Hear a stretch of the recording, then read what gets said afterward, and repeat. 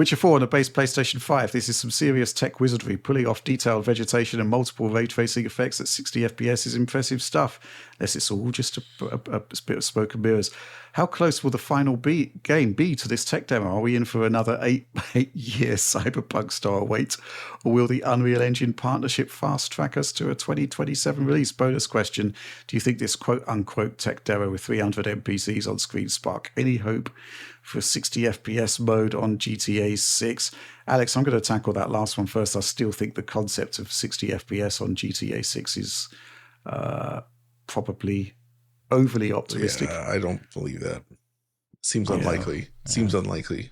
I mean, I think the concept of like having to simulate that entire world and the fidelity that they're putting into it based on the hints that we've seen. I mean, here's the thing, right? If they do it, it's like gravy. It's fantastic. So, you know, what they've already done at 30 looks pretty fantastic. Yeah. But yeah. Yeah. I mean, how close do you think the final game will be to this tech demo based entirely on our complete ignorance of the final game's development cycle? Yeah, I literally can't know this at all. But if I were to guess, I would assume they have less control over the content of the final game. I think I said this in our video where the Witcher games are big open worlds, and there's places you can find where stuff doesn't look nearly as good, where stuff doesn't nearly run as well.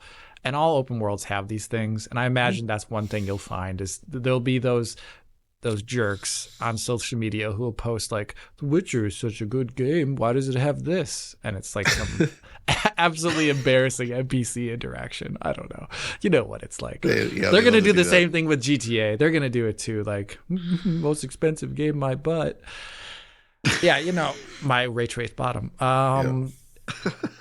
Either way, I think they're going to achieve some stuff better than in this demo. I think so, yes. Yeah, I imagine. I think, you know, the thing is, CD Projekt Red have got this legacy, and it's sad but true, where, you know, obviously a lot changed between the demonstrations for The Witcher 3 and the final game, and it's caused them headaches over the years that they just don't want to have again.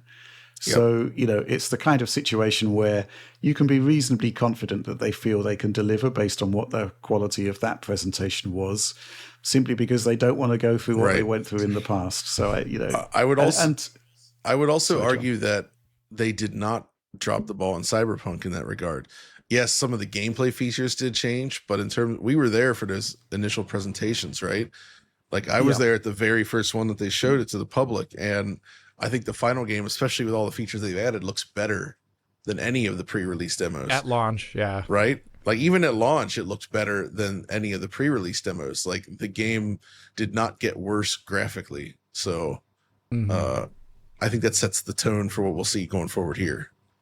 Yeah, so I think there's grounds for optimism going forward there, just based on all of those contributing factors.